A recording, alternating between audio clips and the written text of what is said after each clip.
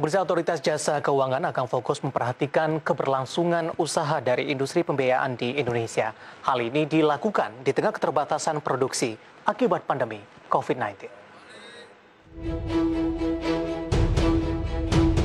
Kepala Departemen Pengawasan Industri Jasa Keuangan Non-Bank 2B Otoritas Jasa Keuangan Bambang W. Budiawan mengungkapkan bahwa akan fokus memperhatikan keberlangsungan usaha dari industri pembiayaan di Indonesia. Langkah ini dilakukan di tengah keterbatasan produksi dan turunnya kondisi perekonomian akibat pandemi COVID-19. Berdasarkan data Otoritas Jasa Keuangan, melaporkan sebagian emiten multifinance telah mengalami penurunan laba, di mana dari sebanyak 15 emiten tersebut, rata-rata telah membukukan penurunan laba sepanjang semester 1 hingga mencapai 48,15% secara year on year. Selain itu, dalam kondisi keterbatasan produksi dan permintaan kendaraan bermotor, yang merupakan segmen utama dari industri pembiayaan, serta ditambah dengan penurunan daya bayar debitur, juga telah membuat laba industri tertekan. Bahkan langkah efisiensi pun akan menjadi strategi yang mungkin diambil sejumlah perusahaan dalam negeri. Adapun pihak OJK menilai bahwa saat ini gairah aktivitas perekonomian mulai kembali terlihat, sehingga terdapat peluang bagi industri pembiayaan untuk meningkatkan piutang. Namun demikian, sejumlah perusahaan pembiayaan tetap diminta harus selektif dalam menyalurkan pembiayaan kepada nasabah. Berbagai sumber ada exchange.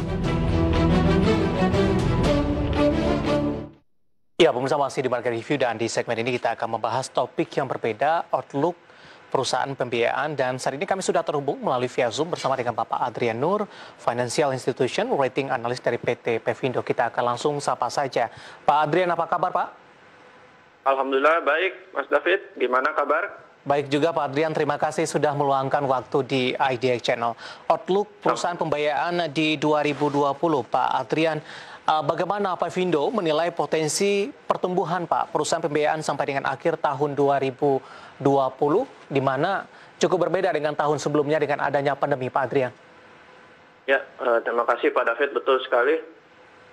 Pandemi ini mengakibatkan penurunan pertumbuhan di seluruh sektor, terutama juga untuk perusahaan pembiayaan, di mana per Agustus sendiri memang untuk pertumbuhannya itu terkontraksi sebesar 12%. Nah, kalau sampai akhir tahun memang kami memproyeksikan akan tetap berada pada level yang negatif pertumbuhannya antara 3-6%, di mana hal ini terutama disebabkan oleh penjualan kendaraan bermotor, baik itu roda 4 maupun roda 2, yang juga mengalami penurunan yang signifikannya.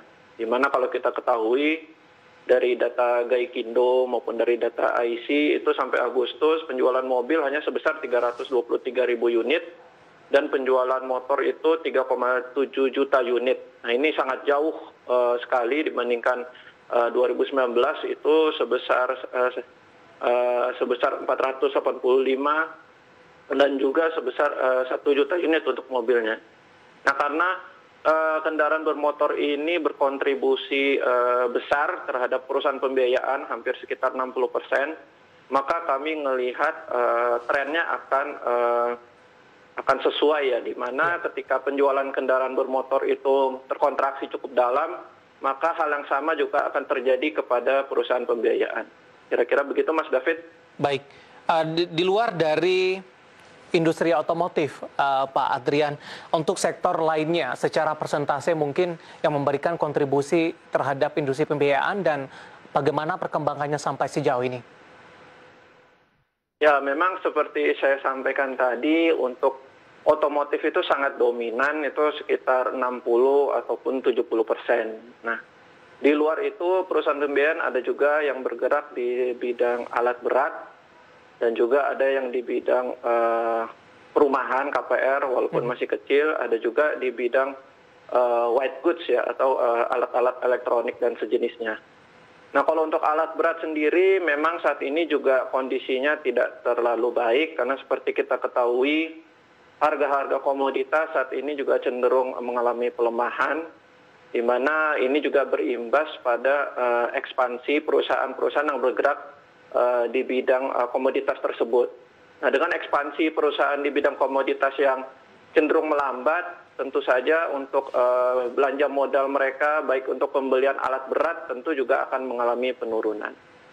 Nah, hal yang sama juga terjadi untuk perusahaan pembiayaan yang fokus di perumahan maupun di alat-alat elektronik, di mana trennya juga saat ini mengalami penurunan, di mana masyarakat banyak menahan konsumsinya ya untuk barang-barang yang sekiranya itu bukan termasuk yang primer ya atau yang pokok, dan lebih fokus untuk barang-barang yang kebutuhan sehari-hari dan juga kesehatan. Pak Adrian, bagaimana outlook-nya sampai dengan akhir tahun, Pak? Di mana dari informasi yang berkembang untuk permintaan dari atau penjualan otomotif ini sudah mulai mengalami peningkatan meskipun belum balik sebelum dari pandemi masuk ke Indonesia, begitu Pak Adrian. Kemudian yang terbaru adalah ini wacana pajak 0% untuk mobil baru yang dibatalkan, Pak. Ya, memang kondisi worst-nya itu kami lihat memang sudah bisa dilewati dari penjualan mobil, di mana bulan Juni itu adalah titik terendah dari penjualan mobil secara nasional, dan bulan-bulan berikutnya memang sudah menunjukkan pertumbuhan, walaupun sekali lagi tidak sekencang di bulan-bulan pada tahun 2019.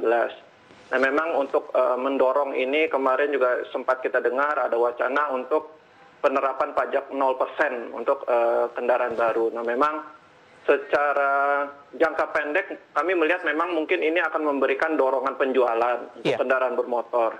Namun demikian kami melihat juga sifatnya lebih bersifat sementara ya atau temporary ya, karena seperti kita ketahui pajak 0% ini kan sementara hanya berlaku untuk beberapa bulan saja. Nah, ini juga kami kira yang akan mengambil kesempatan ini benar-benar terbatas juga, hanya konsumen yang akan membeli mobil dan akan mengkeep mobil tersebut untuk beberapa tahun ke depan. Nah, sementara untuk pembeli kendaraan yang seperti pedagang mobil atau itu kami rasa tidak akan mengambil stimulus ini ya, karena dia kan pasti akan menjual kembali, dan ketika dijual pasti harga mobilnya akan berbeda ya dengan harga mobil baru yang tidak mendapatkan stimulus pajak 0%. Pak Adrian, menarik, kita akan jeda terlebih dahulu, kita masih punya satu segmen lagi, kebijakan Bank Indonesia yang menurunkan suku bunga acuan di 2020, apakah ini akan memberikan dampak di 2020